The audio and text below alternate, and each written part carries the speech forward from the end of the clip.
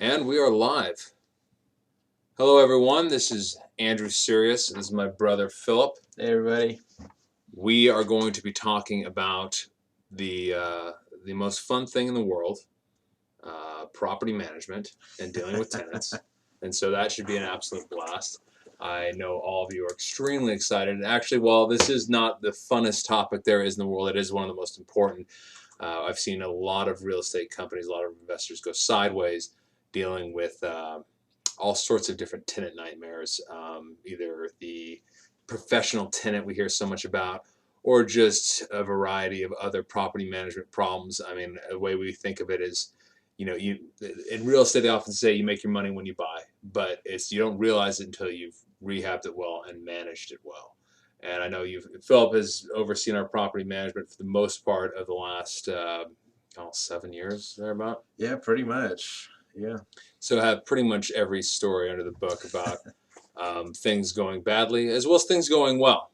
So we'll wait a little while till we get a couple people in here. Kevin, how's it going? Good to see you on board. I know we got started a little bit late, but we will get this thing going, and you will be able to dominate property management like no one has before, with the exception of us. Yeah, of course. Of course. The thing I always like to say about property management is, like, Andrew focuses a lot on buying the houses and getting them financed and a lot of the rehab stuff, but he only spends money when you really think about it, other than getting loans. I'm the one who actually brings in revenue and profit by managing the property. So if you can't do that part, you can't get the profit of the profit and loss of your business. So you kind of need that to work. I make problems for other people. Hugh Autrill, welcome. Hugh, welcome as well. And the financial investor. That is a very good, is that your name or avatar, whatever you want to call it? Indy, welcome aboard. As far as we will get into questions here shortly, I'm going to give a quick overview. This is based on an article I'll post at the end here that I think is important. But it's the 5 most important aspects of property management. So we'll start with this, and then we'll get into some of your questions. The first and most important thing, I'm sure you've heard it before, but it is to screen some more, and screen even more after that. And so, Indy, to answer your question, yes, I would recommend checking credit. Phil, why don't you go over our criteria real quick and just like what we're looking for? Yeah, I think the best way to think about screening is to think of it as a sliding scale. There's the best resident in the world on one side, and then the worst resident in the world on the other side. And you're never gonna wait until the perfect resident. And if you take anybody, you're gonna really hurt yourself and end up in some really tough situations. So you got to pick a criteria where you are able to attract enough residents overall, but you need to get a very high class of residents. And so what we do, basically, our criteria, first and foremost, no felonies. I don't want people who are breaking the law. I don't want people who have the potential of going to jail, especially people who are violent or any kind.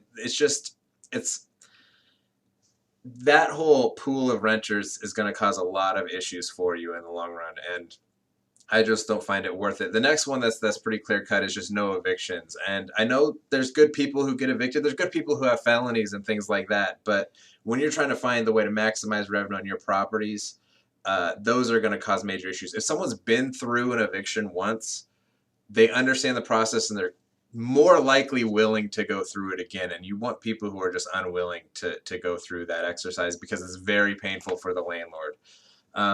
Other things, we require basically verified income of 3 times the monthly rent or more. And the big key in that is verified income. I don't care if they tell us how much they make. I don't care if they have somebody telling us they make that. We need to be able to verify. It needs to be W-2 or 1099 income that we can actually verify that they're bringing that money in regularly. Rental verification is the next one. And that's another one where they have to have actual rental history. We have to get it verified. If they have someone who's just unwilling to give the rental history, we don't accept it. You got to make sure you get that rental history. And then credit is the last one, which is probably the most vague one. We don't allow any bankruptcies or anything like that. We look at credit scores very closely. Usually, the only thing that's actually like a no-go for us is under 500, but basically it's between 5 and 600. We look at it pretty closely, go through a lot of more kind of analysis of, is this person someone who regularly pays their bills or not? But over 600 and higher than that, you're usually in the clear. That's usually a pretty good place to be. So that's our basic criteria. It always gets more complicated when you have roommates and things like that on board. So it's never that cut and dry as much as you want it to be. But that's our basic criteria there. So we got the comment sections are a little lit here. Cody wants us to give us some of our knowledge. I hope give you some of our knowledge. I hope that's going on. Ivan, what's up with us players? And the question is, what's up with you, player? Kevin wants us to know that he's got a 68 caddy if we have any trouble tenants. Now, you might have misunderstood Philip's point there. We don't accept felonies. We don't recommend that you commit felonies in order to deal with bad tenants. So there's just a little bit of clarification. I would say this is not cut and dry. I mean, you want to have very specific criteria, especially with regards to fair housing. You can't be accepting somebody with an eviction, not accepting someone with an eviction, and then accept the next person with an eviction because you have a good feel for them or something like that. Like we don't make this loud, but if somebody has like nothing on their record but a 20-year-old eviction, that might be accepted. That's kind of like usually those are hard to. Those rarely show up on people's backgrounds, anyways. But yeah, it's technically what we do is it's actually in the last 10 years we don't allow evictions or felonies. We don't really say that because those rarely show up on backgrounds, anyways. But that is technically our rule. So. And so he wants to ask whether it's a game changer if they have bad credit. And I would say credit is probably the last thing that we look at. I mean, they can't have felonies.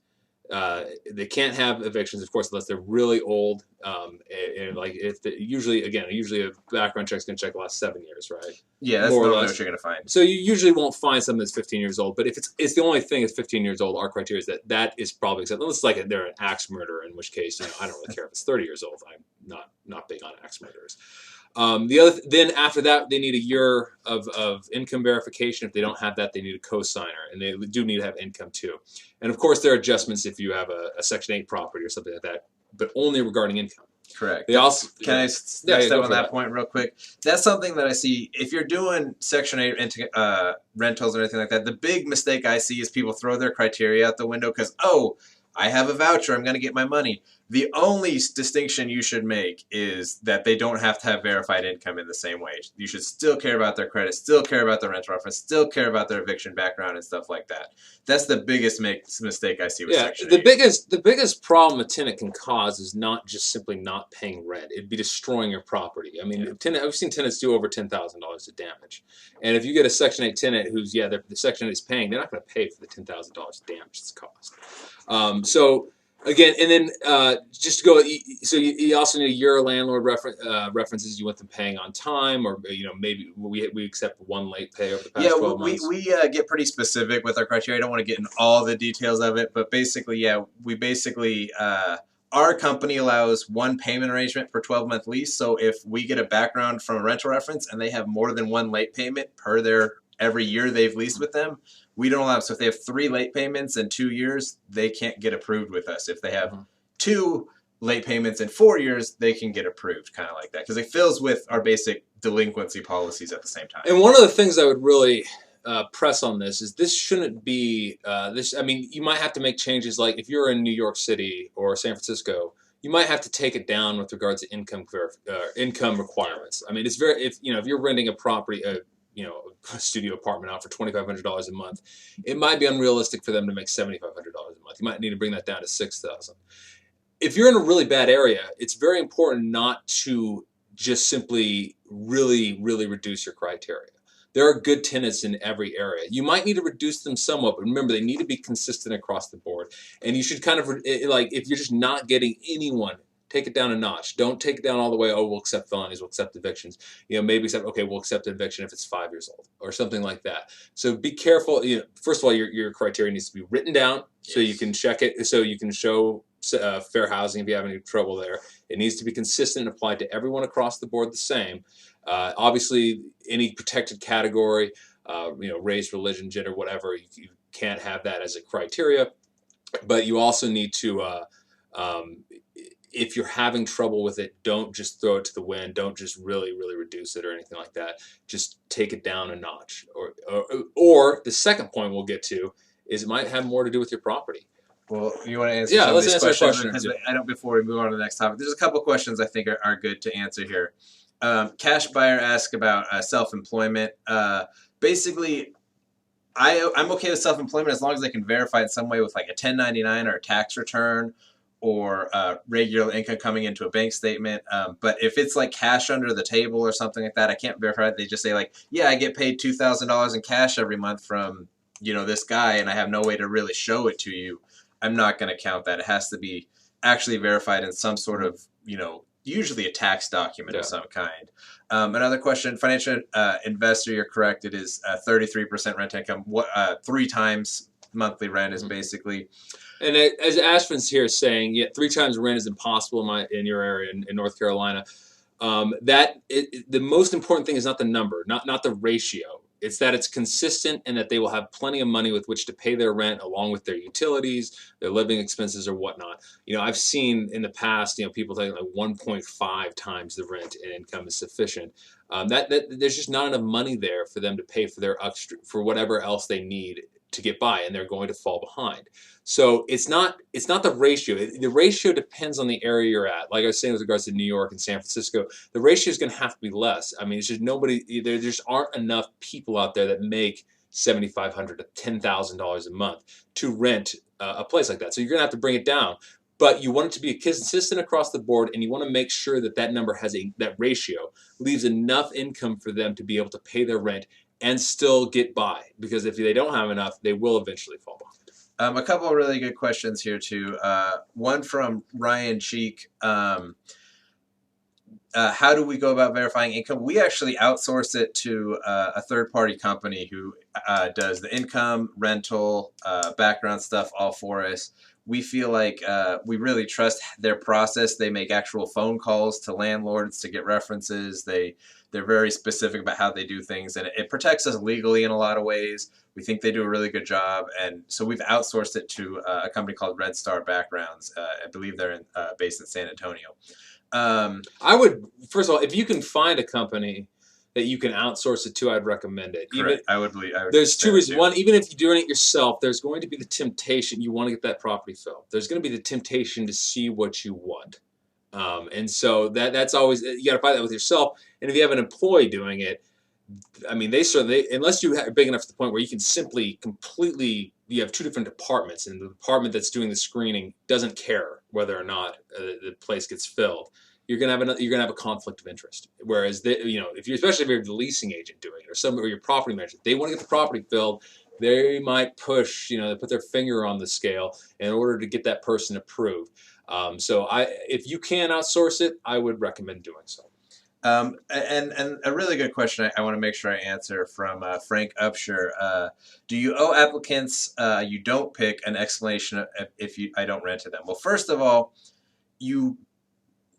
according to Fair Housing, you don't really get to choose not picking people. They're basically either approved or not approved.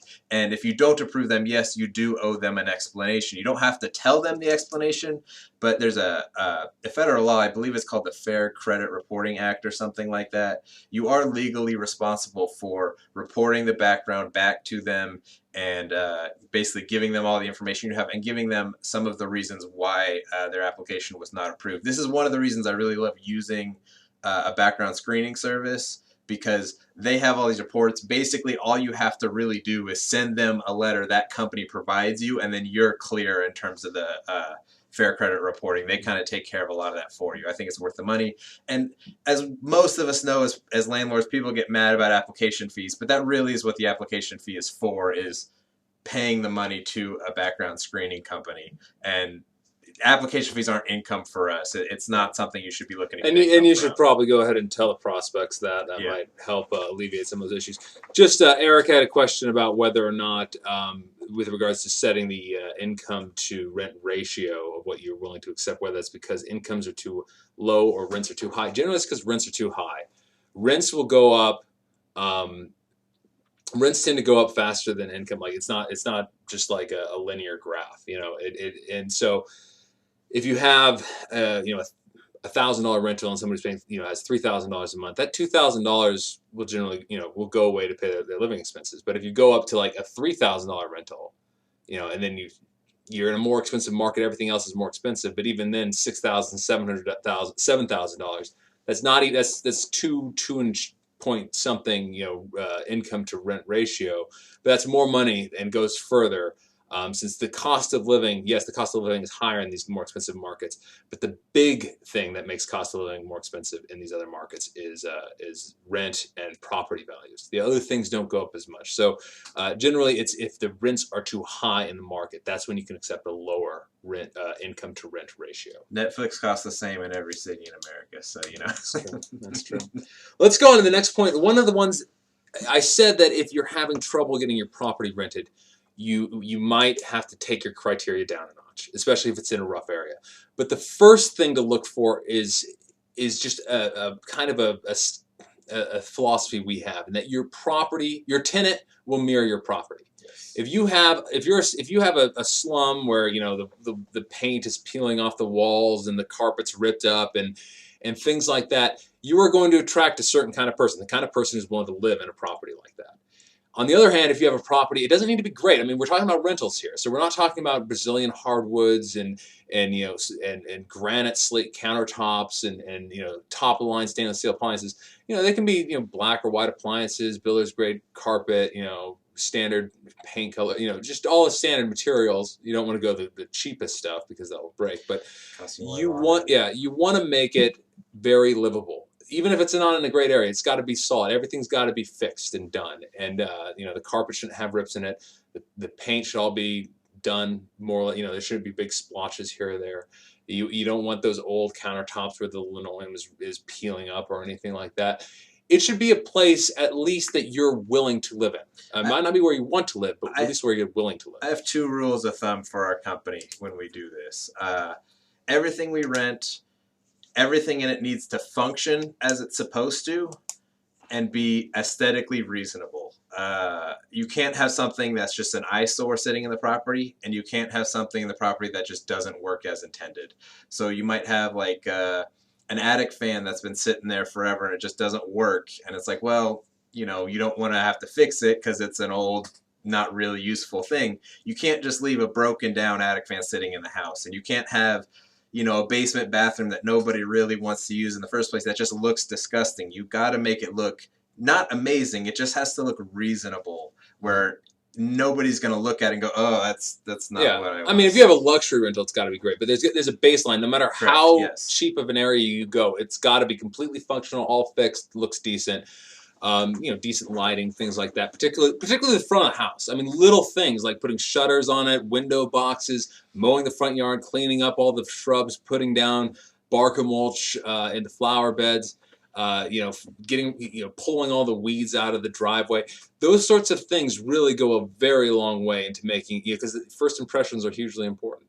A couple quick questions, Nick. Who pays the application fee? We always make the potential tenant pay the application fee.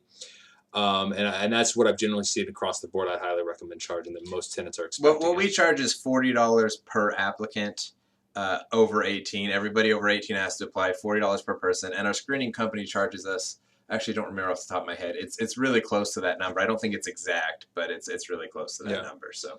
And then as far as Hugh asked, what's a good age to get started? As soon as possible. We have one of our private lenders' daughter who's 13. Yes, 13 she was getting started learning about it, looking for properties. She found a fourplex that her dad bought for him, basically. And honestly, one of the great things, if I bought a property when I was in college and rented that out to friends and whatnot, I've heard of people doing that. There's all sorts of ways. The sooner you can start, the better. Let's move on to the third point. The third point is be fair but firm. You're not going to win any arguments with potential tenants, prospects, anything like that. There's no point to winning because you don't actually win anything. You get nothing. And you're not going to convince them by arguing. You never convince anybody by arguing. So no point in being mean or anything. You might have to put some pressure on them. You got to be firm, but you do want to be polite and fair.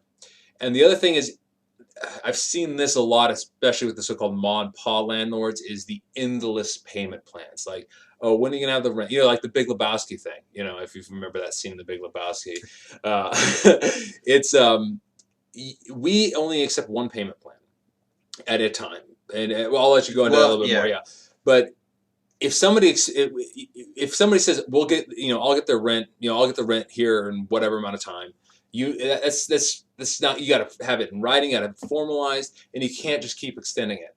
And also you need to make it hurt a little bit. If you have a late fees, which you should, you need to charge that. If you don't charge it, there's no reason for them to pay on time. And if you're gonna accept, and it's like, this is one of the reasons that policies is so important. Having these policies you can fall back on. Well, it's the company policy. I can't change it. If you're always willing to negotiate and argue over these petty things, it's just going to exhaust you. Your decision making and ability to negotiate and to actually do things that are important, like buying more properties, is going to be used up trying to negotiate somebody to pay a $50 late fee or whatever. So you want to be consistent in those policies, and you have to enforce them. But why don't you talk a little bit about our payment plan? Yeah, well, so the most important thing in property management is the person who rents the property. You can't change the person. The second most important thing is basically knowing you can't make someone do something they don't want to do, and that's not in their best interest. So they're always going to do what's in their best interest. So what you need to have is a lease that is really, has the correct terminology in it that you're going to follow through on. You have to have policies in place that you follow, and then procedures to make sure that stuff happens correctly. And you can't break that. And every time you break that, it's a big no-no because it causes much more mistakes down the road. Our payment for delinquency, if someone hasn't paid rent, we charge a late fee as of 11:59 p.m. on the 4th of the month.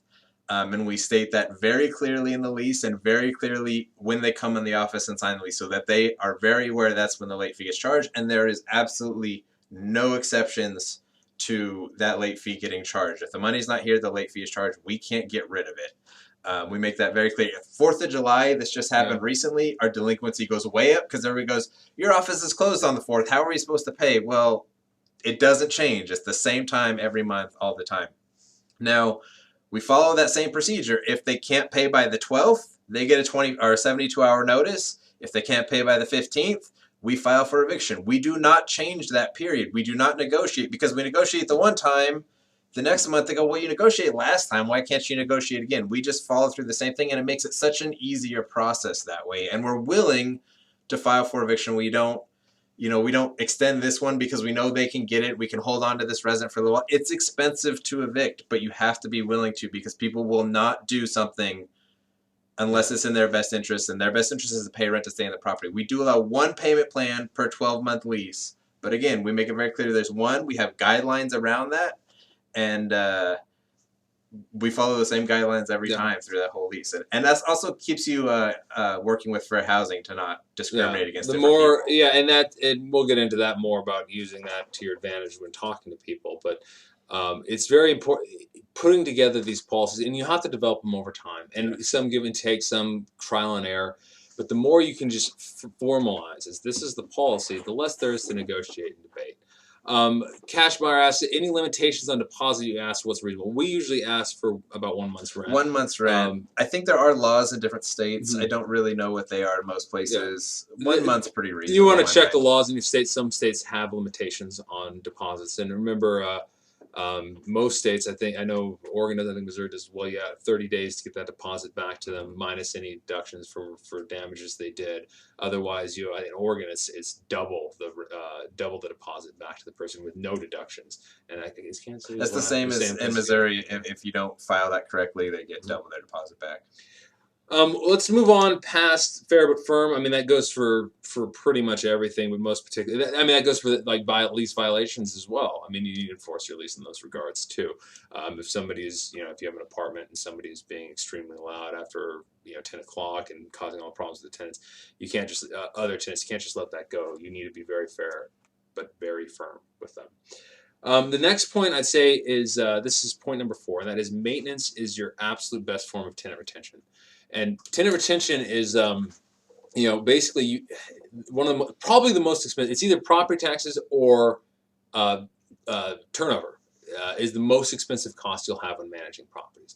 And turnover, you have your property goes vacant. You have and then you have whatever repairs are required to get it back on the market, plus perhaps some marketing fees as well. So if you're using a property manager, they're going to have a leasing fee for that. So this is the most expensive thing you can do, and that means tenant retention is one of the most critical parts of your business. And while there's things you can do, and we might, if we have time, we can get into some of those other things with regards to increasing your tenant retention. But the best thing you can do is maintenance. That's the one time that a tenant is consistently working with the property management company after they've signed the lease, after they've moved in, with the exception of you taking their money like a giant succubus every month. And so shockingly, most people are not very fond of paying you their money. So the one time that you can actually show your worth to them and actually put a positive experience to them is quick, efficient, pain-free maintenance. Now, on the other hand, if you're slow, if you don't communicate, if you let fix a problem halfway and then just don't get back to it, any of these sorts of things, this is the absolute worst form of tenant retention. We've had issues in the past with maintenance managers who did not do a very good job, and we lost a good number of tenants because of it. It's by far the best way to keep tenants, and also the best way to lose tenants. If there's anything you wanted to add to that. Yeah, I think there's really only two main reasons people move. One is because they have to, or we're already planning on it. They want to upgrade their house, or they have to move for a job. And the only reason they really move due to a property management company, other than rent being raised by a significant amount, is bad maintenance. People don't like moving, but if their house is broken and they don't trust that something's going to get fixed, they're not going to stay. There's not a ton else you can do other than being extremely rude or something else ridiculous that's going to make them move because you did something bad. But also, if they have a great situation, they don't need to move, and all their needs are getting taken care of in terms of maintenance. Who wants to move? Nobody does. So until they have to, they'll just stay and love it. So, and one of the major things to note is that people, oftentimes it's not even the problem itself. It's just they want to feel empathized with and communicated to. So even if you get out there quickly and fix the job and move on from there, it doesn't completely matter if you're not communicating with them. And whereas if you're delayed, let's say, a lot of times the natural reaction when you can't get out there very quickly is just, you don't want to deal with a problem, so you just kind of go ghost on them. Like, this is like the natural reaction. We've had staff who've done this before, and we've hired up property managers who've done this before as well. That's the worst thing you can do. Often, if you just call them, empathize with them, explain the issue, explain, like, if you're backed up, explain that. Be realistic about how soon you can get there. If you just communicate, have those tough conversations, they usually aren't nearly as tough as you think they are. You can't be conflict avoidant in real estate, and particularly cannot be conflict avoidant in property management. It's a natural thing for a lot of people. It's something you've got to work on, but just staying in touch with them and letting them know where they're at in the process. Use your property management software. We use Rent Manager. There's a lot of them out there that you can use. Make sure you're very actively using the Service Manager where they have work orders, and you're following up and every week going through them. Are there any that slip through the cracks? If you have one that slips through the cracks, some tenants don't call. Let's say you fix it halfway. There's a hole in the wall. You fix it up. You plaster, but you don't go back to paint it. Some tenants aren't going to call you about that, but they are going to remember that when it comes time for lease renewal. So you want to make sure to follow up on all these things very carefully and very thoroughly. We do have a couple more questions. Financial investor. You're in Southern. We are actually from Eugene, Oregon, and that's where our dad still is. But we're actually based in Kansas City now. Is kind of where me and Andrew do most of our investing. So, we're kind of familiar with Oregon. We grew up there for a long time, but we're in Kansas City now. Do we ever meet with tenants and interact with them ourselves? We have an office that's open during normal business hours. We always sign leases in person with people unless they're out of state or something like that. But we go over leases very in detail. We spent a long time signing the lease. So. Yes, we spent about an hour, if not more, with every single lease going over it point by point. Now, that's not common in the industry, That's but we want to make sure that people generally, if you don't explain expectations up front, they'll fill them in themselves. Yes. And even when you do, sometimes they'll do it anyways. So we try to make sure very explicitly that our expectations, one of the big ones is smoking in the unit. We've been in units where literally they've painted the walls with their lungs. And, if you take a picture off the wall, it's white, but around it, it's all yellow and gunky. And it's rather gross. And if somebody smokes in your unit, you're going to have to repaint pretty much every time. And so that's one of the big ones we want to hammer on. You are not, and you will, make sure they know you're not getting any of your deposit back if you smoke in this unit, and you're in violation of our terms. People get mad when their expectations are broken, and if they fill in the expectations themselves, they're going to get mad over the smallest thing. But if you tell them, if you're late and money isn't here on the 5th, a late fee is going to get charged, and I cannot get rid of it for you. They're not going to come on the 7th and say, hey, you need to get rid of this late fee. I didn't know it was going to get charged, because you were very explicit about that. But so we do have a lot of face-to-face interaction, but a lot of things we make sure are put down in writing. Any sort of really agreement or document of any kind, we always make sure is in writing, even if we do also have a lot of face-to-face communication with people. So do we accept checks or an online system? This is from Melissa. How do you get around checks getting lost in the mail for out-of-state tenants? We don't actually have any out-of-state tenants, but we do allow a lot of people mailing rent into us. What we basically do is we say, well, first we do have an online payment system for people. I'm actually not super involved with that. I can't remember exactly all the details of how to get that set up, but there's a lot of ways to do it. You can do it there's through ACH programs. You can go through your bank and have them signed up for that. There's one that I haven't used called like Dawala. I think Brandon Turner used to use it. There's one Cash. What's it called? Oh my gosh, I'm blanking on the name. Pay Near Me, where people can just pay at 7-Eleven and stuff like that. So there's a lot of different ways you can get people to pay. We have like 6 different ways people can pay rent. By mail is one. What we basically do is we check the postmark date on it, and if that comes in before rent was late, we don't charge them. But if the money's not here and it's lost in the mail, we don't have the rent. So you got to pay or you're going to get evicted. It doesn't matter if it's lost in the mail. If it's lost in the mail, we'll get it eventually. We'll put a credit on your account, I guess. But we don't have the money. Your word is not a legal document, so there's no proof of anything. So we're going to move forward, and it's one of those things where it's just like, that's probably a good thing to sign in the lease signing documents. Like, we need, our policy is the money must be here, and if it's not here, I mean, excuses. This is not like high school. You can't say your dog ate your homework. We don't care. Like, we are running a business, and even if you have only one rental, you are running a business. That is true. And so it needs to be there, and especially like we demand either a cashier's check or money order up front for the first payments, for the deposit in the first month's rent. But after that, we do accept checks. And so, I mean, it's one of those things, like, if you lose a check in the mail, well, you can cancel the check and bring it back. But if we don't have it in time, you're going to have to pay a late fee. And if you're really, really concerned about that, you can pay it at the office. So it's just a matter where you got to put it back on them. You got to have strict policies. Let's see. Do you notice a difference between tenants that rent homes and small multifamilies versus apartment dwellers? Well, I'd say the biggest difference, especially in Kansas City, where we're at, is one, obviously family size is a major thing. But one of the things we've noticed a lot is that people in Kansas City, and well, the United States in general, just love their pets, particularly dogs. It seems like almost everyone here has a dog, which is great. Who doesn't like dogs? I like cats more, but that's okay. But the thing is, this is one of the reasons we highly recommend that with any houses you have, and we even do it with duplexes as well, that you allow for pets. We charge a $200 non-refundable pet deposit. Correct. And we also charge pet rent, $25 a pet each month. And so, and only maximum of 3. We don't want like 20 dogs. And also no dangerous breeds. We don't accept pit bulls or anything like that. That pet rent probably just pays for the damages, maybe a little bit extra. But the big thing is you've really opened up your pool of potential renters when you add in allowing pets, and that might be a problem if you're thinking about taking down your criteria. Like, okay, I'll accept evictions, past 3 years, 5 years, whatever. Maybe the first thing you need to do is can you open up the amount of people who are interested in your property by either fixing it up a bit better, or by accepting pets.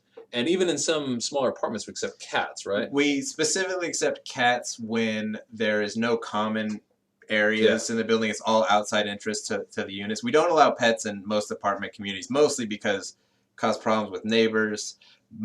Apartment people are looking for apartments typically don't have pets as often, so it's not as much of a benefit typically. But that's the one situation where we do allow pets in apartments, is a single cat, and it's an outside entry to the unit. This one's, how do you manage late off-hour issues that require a visit to the property? Okay, so generally this is like emergency calls. Now, if you have your own if you hired out a property management company, and we will talk about the good and bad of Yeah, I've hiring out seen a a couple property of management. questions about If that. we have So enough time, we might not, which case we'll just schedule another live stream for that. But if you do hire out a property management company, they will have someone on staff or someone they can call for late hours if they don't get rid of them real fast. As far as you go, you will need to find this. Now, the big thing is you do not want most things aren't emergencies. I mean, they'll call you like if somebody's pretty much what you have emergencies are generally speaking like water issues, like water is shooting out of somewhere, or HVAC is or like perhaps another one. HVAC. Even in that case, it's not 100%. Like if you own a home and it's 93 degrees outside and your AC goes out, you might not be able to get somebody out that night. You might have to call them, get them out the next day. That's the So rule we use yeah, basically too. Is our residents can't have higher expectations of us of what a homeowner could be able to do if they were in an emergency situation. That's what we try to tell people.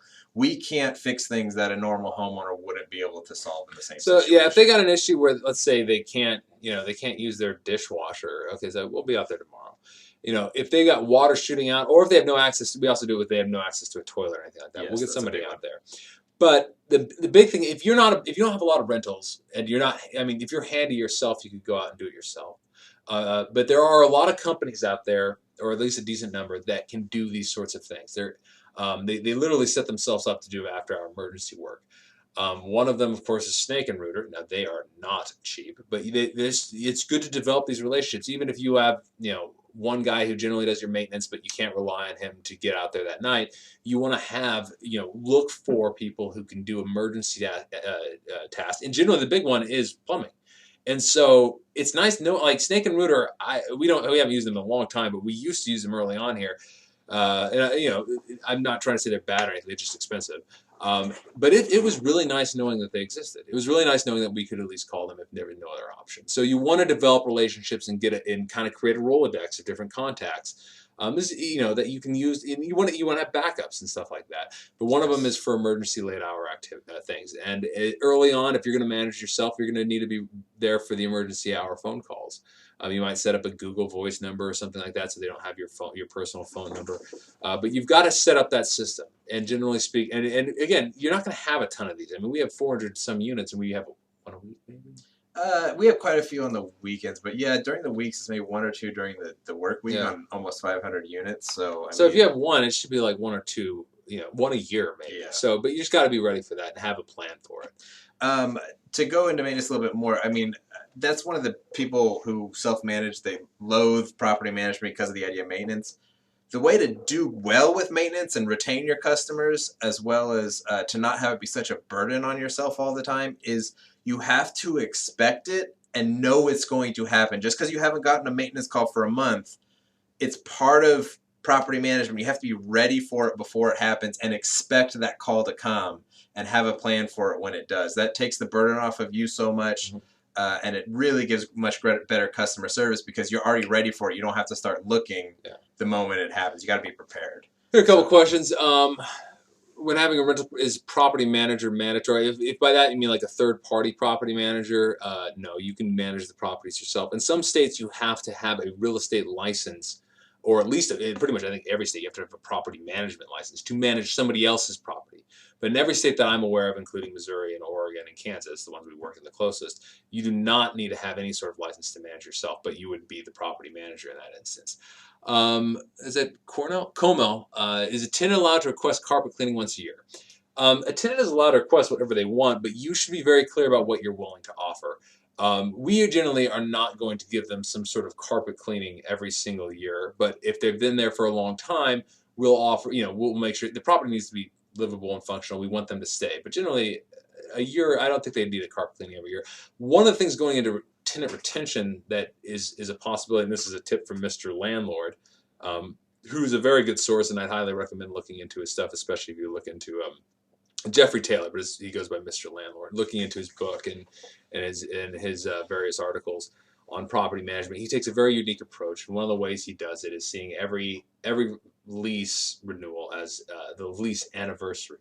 And one of the things he offers is an anniversary gift. If you renew, he'll give you something, but he makes sure to do it where you're paying to improve your own property. So you can, and sometimes they'll give you a choice, like give a tenant a choice. You can paint an accent wall. We don't really offer that, but add a ceiling fan, put a storm door on, or perhaps a carpet cleaning or something like that. A small, relatively cheap thing that you can offer them that preferably improves the property a little bit and incentivizes them to stay. And people really like the idea of reciprocity. If you're giving them something, they want to give you something back. At least renewal is a good thing to give back. Now maybe they're moving, they're buying a house or something like that.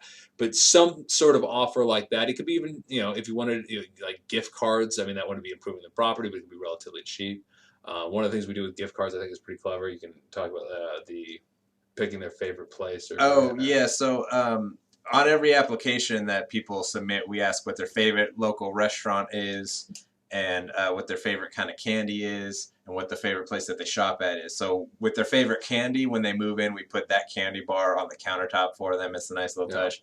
Whenever we're giving them a gift card, we give a very personalized gift card to like their favorite restaurant. So like there's a place called Joe's Kansas City out here, which is kind of a famous spot. So like the fact that that's customer service is personalized. Yeah. If you're just a number, no one cares about getting a gift certificate to Burger King. But if it's something that you care about, if you screw up a maintenance issue and it goes sideways and takes way too long, it's not a bad thing. We don't do rent discounts. We give gift cards instead. Okay. I do want to actually sit on this maintenance thing. Eric has a good question here. What if it is a registered service dog or a dangerous breed? Okay, the first one is dangerous breeds. We do not. I mean, this is up to you, but we don't accept dangerous breeds, particularly Pit Bull, Rottweiler, and Doberman. Those are the three we don't allow. And I mean, pit bulls are by far the most dangerous. And of course, pit bulls can be extremely nice. My friend owns a pit bull, is one of the nicest dogs I've ever met, but they also have the potential to rip out your throat. So that's a problem. It's just one of those things where, it's particularly if you have like neighbors, or if it's not that nice a dog, you have problems with that. There's also some cities who don't allow them too, which just makes it easier. And possible liability issues. I mean, you shouldn't be able to be sued if your tenant's dog attacks somebody. But if you have money and the tenant doesn't, there are lawyers that are willing to try. Now, as far as service dogs go, this would have based on the city that or the state laws and the city ordinances. Generally speaking, I think for the most part, it is required. If they have a service dog and can prove it with a doctor's note, you have to accept that pet, correct, even if you don't accept pets in general. So if they like a seeing eye dog or something like that, you have to accept that. And dog. You can't charge any money for it. Oh yeah, you can't charge. You can't charge a deposit. You can't charge pet rent. You just it's like the pet doesn't exist. You can request documents, and you can force them to sign like a pet rider or a pet lease of some kind, but you can't charge any extra money or not allow them to move in. I do want to get back to this maintenance thing really quick. So what we brought up earlier about cleaning carpets for people if they request it or something, that actually brings up a good point of, when is something your responsibility versus the resident's responsibility? And this is something we make very clear in a lease signing. There's basically 3 categories I put maintenance in. There's aesthetic, there's optional, and then there's something that's just broken. If it's broken, it needs to function correctly. Basically, functionality. If the functionality is not working right, it needs to be fixed.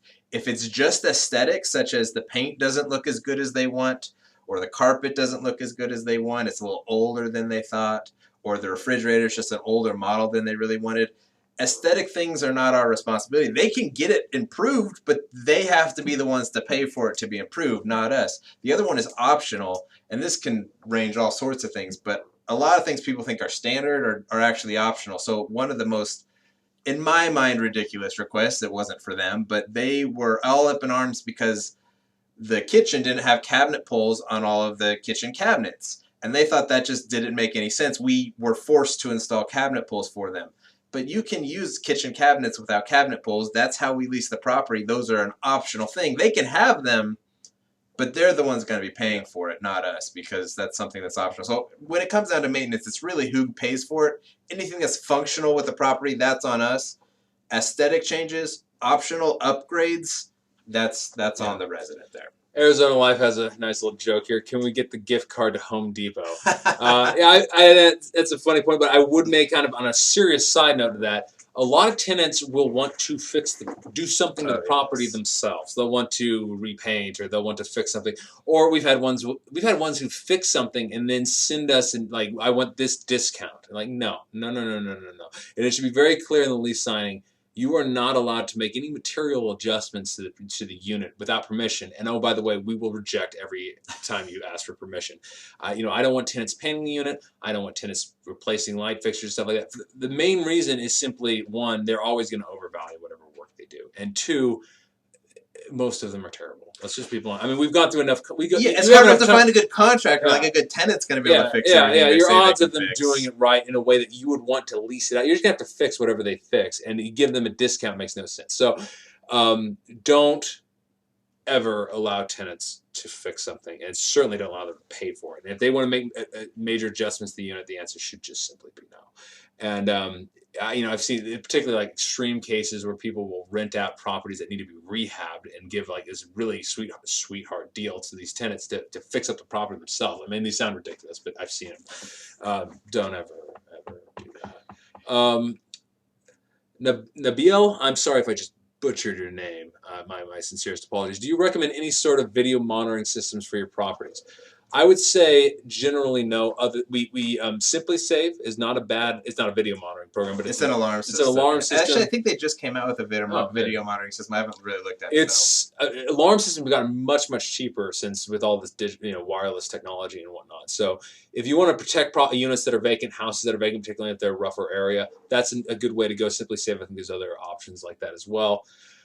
With regards to video monitoring, if you have an apartment complex in a rough area, it might be a good idea. Some people, and we even had this at one time, wasn't my idea, had fake video cameras. I would highly recommend against that because, one, your tenants will figure out pretty soon, but they'll also reference your fake video cameras, and there's nothing you can do. Like, well, it's on the camera, check the video camera. Well, I can't because it's not a real video. I don't have a lot of experience with it, so I honestly don't know how valuable I pronounced it correctly. Oh, hey. Hey, there we go. Let's see. Do we want to move on to point number 5? I think this is kind of our the big one, and this is to be on the tenant's side in any sort of dispute. And that sounds counterintuitive, but generally, whenever you have a dispute, it's two sides battling it out. And this is going to get you nowhere because the more you argue with somebody, the more they entrench you. I mean, just think about having a political argument with your friends. I mean, have you ever convinced your friend of anything? Regardless of where you stand on any particular issue, generally, the more you argue, the more entrenched your positions will become. So Philip sort of created this perspective, but I think it's incredibly important to take into account whenever you're dealing with, particularly those really troublesome issues. A tenant who believes you screwed up a maintenance issue or lost rent or wants to take or has a major dispute about whatever's in the lease or anything like that. Is to come at it from being on their side in the dispute. And the way to do that, well, I'll let Phil take that on. Well, yeah, you have to think about it. The tenant-landlord relationship is often thought of as very adversarial. And the problem with that is you're never going to accomplish anything like Andrew kind of mentioned. I mentioned this a little bit earlier, but for those who weren't listening or don't remember or weren't in the live stream yet, you can never get somebody to do something that is not in their best interest. Now, not paying rent, having them pay rent is in your best interest. So obviously you're trying to get them to do that. But you don't know their life situation. You don't know what their priorities are. You don't know what is going on with them. And it might actually be best for them to not pay rent on time in that situation or to try to get out of a lease. And you arguing for what you want in that situation is never going to help. So what you have to do is you have to get on their side and make them believe that you're actually just out there to give them the options that they have and present basically these are your options and these are the consequences of them. You can't do that until they earnestly believe you're working for them rather than against them. And the way you do that is you find a common enemy usually. Basically, if you are acting as a property manager, I'm assuming most of you guys are real estate investors and not actual property managers, but if you're a property manager for an owner or something like that, your property management contract dictates how you do things. If you have a lease, your lease dictates how you have to respond to things. And yes, you can make mutual agreements outside of a lease legally, but if you do that with one resident, you have to be willing to do that with all residents. Otherwise, you're breaking fair housing. That's a great thing to say. Listen, I can't give you this thing that you want because I'll break fair housing if I do that. And I'm not willing to do that for a resident. I'm not willing to do something illegal for you. So we're on the same side of trying to get you what you want, whether it's out of your lease or your maintenance problem resolved or all sorts of things that can go wrong. Another thing you can blame is the past. Listen, this is something that happened in the past. We can't change that. But how can we move forward together to come to a resolution that we both want? You need to get on the same side and they have to believe you're on the same team. Then you lay out their options and you usually have to say, listen, these are not all good options. Most of these are all bad options, but we're going to find the best option that is the least harmful to you in this situation. You've externalized the enemy, so to speak. You're not the enemy. The lease is the enemy. The law is the enemy. Your company's policies is the enemy. The owner, if you're just managing the property, is the enemy, or perhaps the past is the enemy. There's things, stuff happened. Mm-hmm. We'll move from there. Answer a couple questions and we can elaborate on that. Yeah. So Tuesday's Reeve, I house hack and my tenant is sending me pictures of my dog's poop when it does not get picked up right away.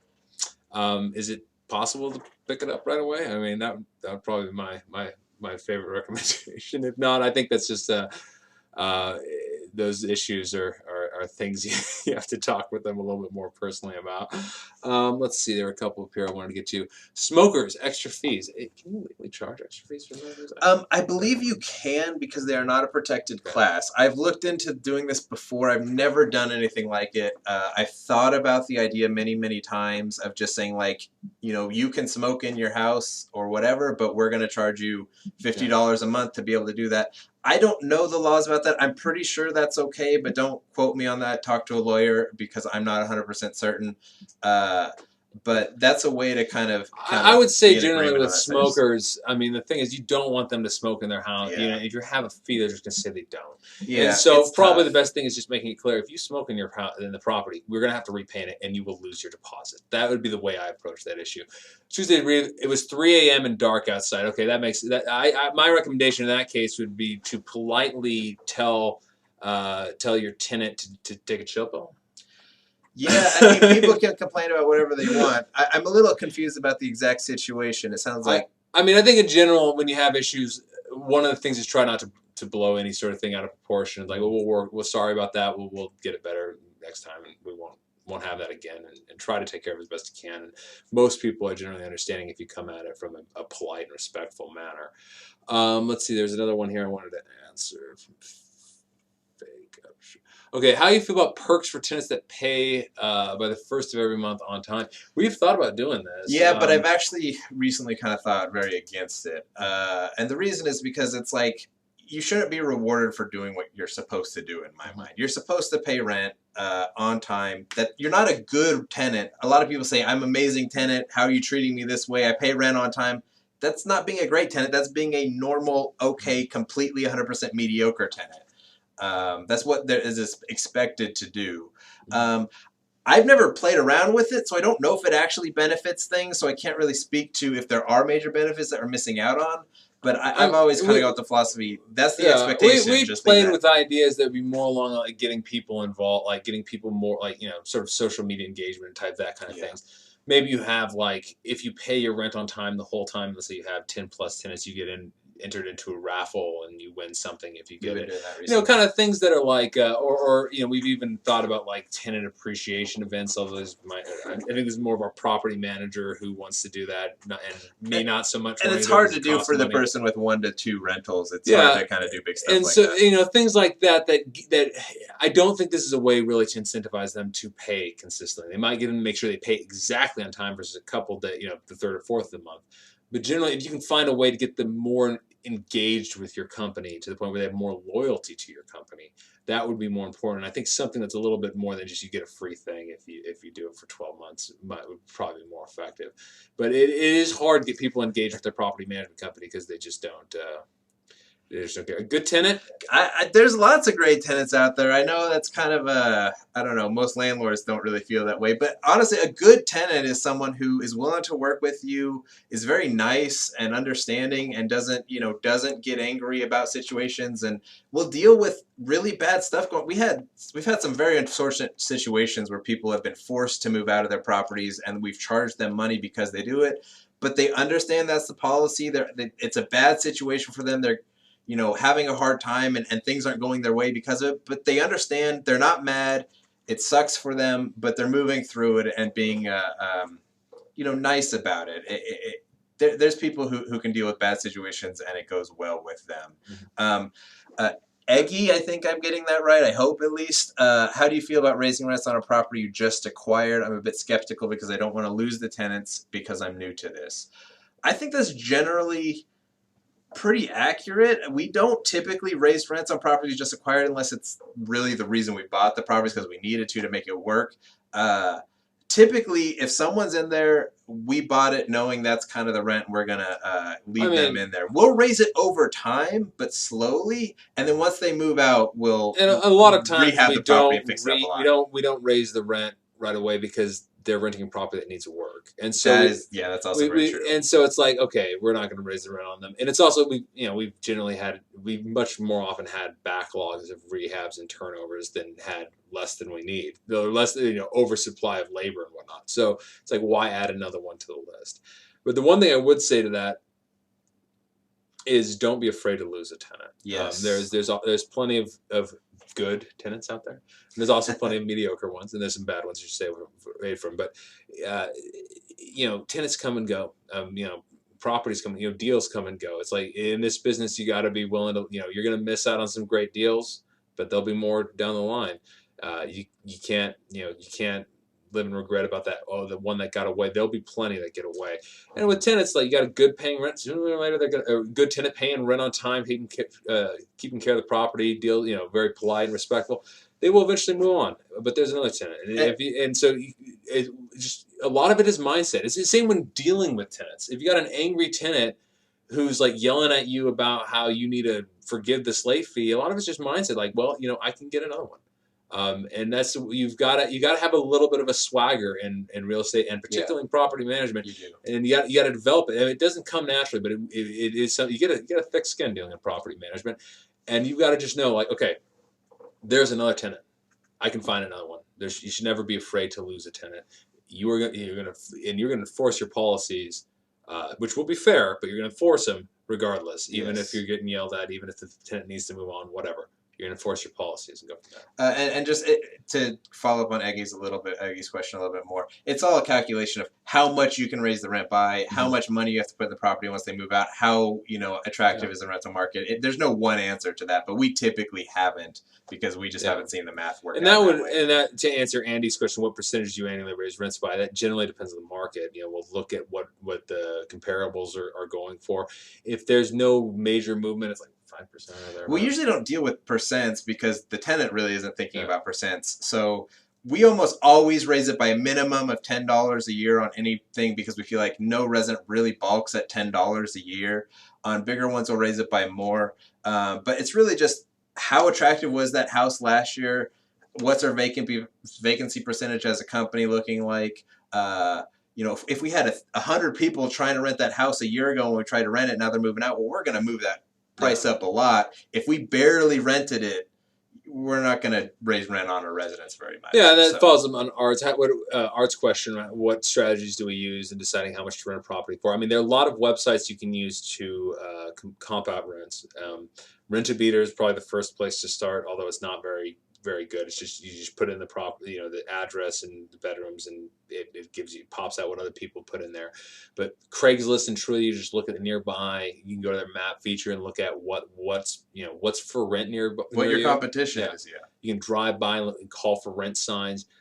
If you're willing to pay a little bit of money, rentrange.com give you a report for pretty reasonable price. Can't remember exactly what it is, but they'll give you a large report on the comparables nearby where you're at, as well as gives you some ranges, the mid-range and whatnot. A lot of times it's not going to be perfect. Our properties generally rent for more than what our neighbors rent for because we generally fix them up nicer than our neighbors do. And so there is a little bit of, real estate, both on the acquisition side and on the property management side, there's an art and a science to it. You want to comp it out and figure out about where it is based on your competition. But if you're going to be a slumlord, which you shouldn't be, you're going to need to rent it for less. If you're going to fix it up a little bit nicer than your neighbors, you can rent it for a little bit more. We also base it on previous experience, like Philip was talking about. There's no comparable to just having experience with it. That's the best way, but unfortunately, a lot of people don't have that. But you just got to grow in that. And you can borrow experience from people. Find someone who is in the industry in your area and knows the rental market there. That's the best way. Borrow experience from someone who has it. Is I would say one of the best ways to do it. So. Do you have to give tenants an explanation for a rent raise? You don't have to. Actually, I have a good answer to this. You do not have to, but you should, but it should not come when you're raising their rent. It should come when you sign their lease the first time. The reason people get mad that the rent's going up is because they did not expect it. They are not nearly as annoyed or frustrated or wanting to move out if they already expect the rent to be raised the next year. I don't tell them how much, but we always tell them, expect your rent to go up. Here's a general range of what typically happens. And that way when the year comes, they're expecting it. They're never mad. This is a psychological concept called anchoring. I highly recommend reading the book Thinking Fast and Slow by Daniel Kahneman for all sorts of stuff like this. But one of the point, like he talks about a story where people are asked to donate money to a particular, I can't remember, it was like a environmental protection thing. And for one group, they said, the average donation was $5, and the other group was $500. And that was the only difference between these two groups. And one group, the group that was says $500, I think the average person donated around $240, and the person at $5, it was like the average person donated like $20. I don't remember the exact numbers, but massive difference. A lot of it isn't what you are giving them. It's not, or what you're demanding from them. I mean, maybe they can't afford the rent if you raise it, but generally they're not going to be upset if they expect it. People get upset more so based on whether or not their expectations are met, more so than any sort of like how much you're actually charging. And that's why people can have such wildly different reactions to the same thing, and why it's so important to set expectations and make sure people know what they're getting into and know what they can expect in the future, and continually, don't just the first time. Anytime you have contact with them, you want to make sure that your expectations in whatever area you're going with are reinforced. You want to reinforce these expectations on a consistent basis, because if their expectations start to differ from what you're willing to offer and what you're going to do, that's when you start running into major disagreements with them. Although even then, if you go back to the original point of making it so you're on their side, when any disagreement, you're on their side. We're going up against the lease, the law, the past, policy, the owner, whatever it is. You can get them back. We've had people scream. We had one that wanted to sue us, and by the end of the conversation, was asking if we had anything that they could rent from us. Andrew's got a good article on that if you want. Yes, I'll post that and a couple other an article on that story, which is pretty funny, as well as a few other articles that relate to our property management. We're not going to have time today to talk about whether or not to hire out property management or to manage yourself. We'll go ahead and schedule another live stream for sometime in the next couple of weeks to go over that particular topic. I think answer maybe a couple more questions and then call it a day. Yeah. Let me see. Let's see. I'm interested, but I'm not speaking English. Hopefully put subtitles in Spanish. Thanks. I don't know. Can we get subtitles? I don't know if we can do that, unfortunately. Hablo un poco español posible. Yeah, Andrew knows a little bit of Spanish. I don't know any, unfortunately. I'm not sure whether BiggerPockets can simulcast in Spanish or anything, unfortunately. Sorry. From Nate, I own a turnkey in a different market. I have a property manager who's slacking on communication. It's taken 3 months and dozens of phone calls to get a railing fixed. Okay. My recommendation with regards to property management companies, and we'll talk whenever we schedule our next live stream about whether to manage yourself or hire a property management company. Even if you hire a property management company, you can't just put your hands off it. You've got to manage the manager. And it sounds like you're trying to, and they won't let you manage because they're not doing anything. You can never, ever be afraid to fire your property manager. And if they're not getting back to you after 3 months, my recommendation, just get rid of them, find a new property manager. But you want to vet them very carefully. You want to ask for recommendations and referrals. You want to talk to them, ask them a lot of questions. You can find there's good lists of questions I think on BiggerPockets that you can find, and you want to get it's not just answers. You want to get specifics. You want to get like examples, things they've done before, not just like, oh yeah, we check, we screen, and we make sure to get maintenance out there. But you want to give me an example of a problem that went sideways and how you dealt with it. You need to know how to do it right, so that you can see if they're doing it right or not. And if they're doing it wrong, you'll know that rather than not having the experience. But Nate, just some advice: where there's smoke, there's fire. If things are going wrong in that way, there's probably more stuff going wrong than that, and you got to get out of that relationship from the limited information we have. So how do you manage a scenario where a tenant A is supposed to move out on the 30th of the month? Now, new tenant B is supposed to move out on the 1st, but tenant A is delayed in moving out, and tenant B doesn't have anywhere to go. Okay, we have the situation in Oregon because we have it's student rentals for the most part, and they vary quickly. The situation is a little different because it's generally getting properties online. And I think there's different. The main reason we would do is probably pay for a motel for a little while. When we're trying to get out a new property that we're rehabbing, and we're trying to get online, we're a week delayed. Pay for the people to put up in a motel. Generally speaking, that is an extremely tight window because you're gonna have to turn over the property and whatnot. And now, if a tenant is out of lease, I think it's called an unlawful retainer.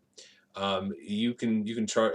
You know the exact. It's different per state. In Missouri, you can charge basically double rent per day that they're at the property and they're out of lease. In Kansas, I believe it's 1.5 times. So you need to check your state law. Yeah, so we are straddling two different states, so we have to know two different state laws, which is actually kind of helpful in doing these kind of things. And my recommendation, if you are able to actually have a turnover that is that tight, which is like blowing the competition out of the water, you're going to have situations like that and maybe put somebody up in a hotel, and you're going to make up for it by having such low vacancy or something along those lines. So it probably, it might be a short-term thing, and you might have issues. It's one of those. It's one of those problems you might have from doing that over that short period of time. But I would talk to an attorney specifically about what you can charge that particular tenant and how you can get them out quicker. And so it's sort of a tricky situation. But generally speaking, we always put a little bit of a gap to make sure we can get our guys in there and fix up the property. Ashwin, how do you manage a property manager? I would say, we're probably gonna have to save most of that discussion for our next live stream when we come back and do one on that topic. But one of the major things is just to be on them. Demand reports, you want profit and loss statements, you want rent rolls, you want activity logs for vacant properties, how many people are showing it. You want them to be consistently communicating you and providing reports and providing feedback, giving you pictures of properties after they've been rehabbed, all sorts of things like that. And you'll know very quickly, based most predominantly on your occupancy percentage, how long it takes properties to get rented after the fact, and what your profit and loss statement, how well they're doing. But you also want to ask them about maintenance. How long is it taking them to get out there and things like that. So you want to be on them pretty good. I mean, you don't need to call them every day for anything like that, but you want to get those reports on a consistent weekly or monthly basis, maybe weekly even for properties that are being shown and whether or not they're getting viewed. And whether or not you've got any applications and things like that. And you want, if there's something if a property is just sticking on the market or whatnot, you want to be on them about that. And so you definitely want to get your reports. You want to be on them about problems that aren't getting fixed, and you want to get an idea of how things are going with regards to leasing and with regards to maintenance. And you also want to get pictures of your properties every time they list them. Well, I mean, they'll be posting them online, they're posting advertisements. Take a look at it, make sure they're doing a decent job fixing them up. Mr. Beefy's asked, would you basically help a tenant with moving in a difficult situation? Generally, no, you're not friends with these people. You're not going to help them move. This is a business relationship.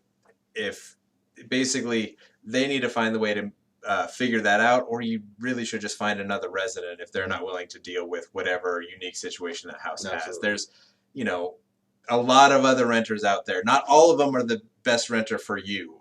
We turn away a lot of prospects just because we're not the right company for you. So that's a very good point with regards to being fair but firm, and also with regards to being on their side. Yeah, it's tempting to be friends with your tenants. This is a business. It's not a hobby. It's not friendship. You are nice and respectful and polite, but you are not their friend. And this is one reason I recommend not renting to friends or family. We don't rent to any employees. Every time we've rented to employees, it's always turned into a disaster. We have it for 5 years. And yeah, there's a lot of disasters in the first couple of years. And it's like, you got issues with raising their rent. What if they can't pay? What if you fire them? All sorts of. And with family, it's even more awkward. I mean, you can't fire family. Are you going to evict your brother or sister, or are you going to evict your mom? Like, are you going to do that? Probably not. So, but even with regards to other situations, you want to be friendly and kind and decent and polite and firm with your tenants, but you are not their friend. This is a business relationship. And it's okay to, not have a perfect property for a resident. So, Natalia, we appreciate doing this for you. It's fun. We like talking about this stuff. It's actually one of the best ways to learn is to really have to think through your own ways of doing stuff. And so this is nice. We appreciate it. We're glad that you liked it.